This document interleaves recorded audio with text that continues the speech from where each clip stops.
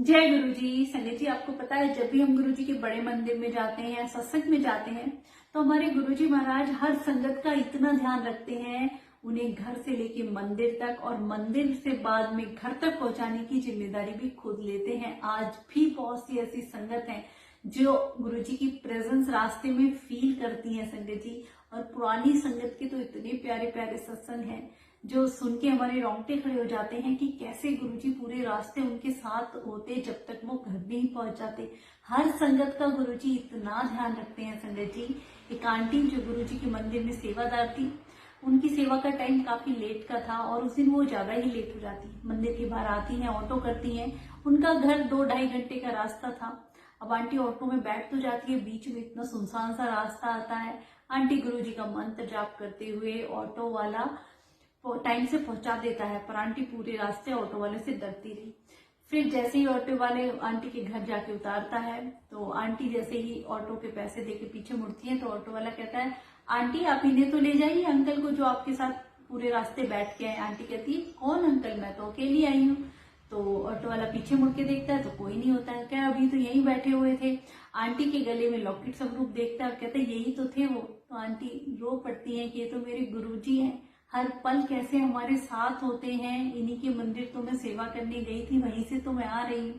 तो संगत जी, आपने देखा गुरुजी महाराज अपनी हर संगत के साथ होते हैं और उन्हें घर तक पहुंचाने की जिम्मेदारी भी खुद लेते हैं।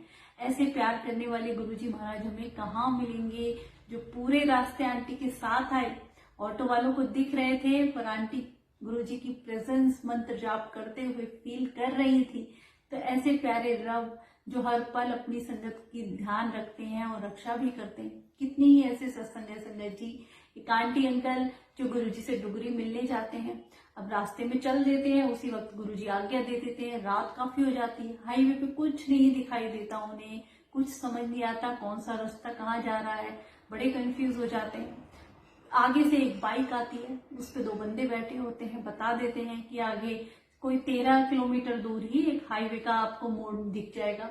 अब आंटी हैरान रहती है कि हाँ, तो आसपास कोई भी नहीं दिख रहा है। वो बाइक वाला पीछे पीछे जाता है और फिर आगे जाके गायब हो जाता है और सही में 13 किलोमीटर बाद हाईवे आ जाता है।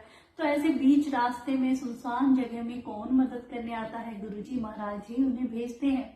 एक अंकल आंटी जो बहुत ज्यादा फॉग हुआ करती, सर्दियों का टाइम था, बताते हैं कि हम गुरुजी के मंदिर में सेवा करके लौटते तो इतनी फॉग हो जाती थी, कुछ नहीं दिखाई देता था, बड़ा डर लगता था कि घर कैसे पहुंचेंगे।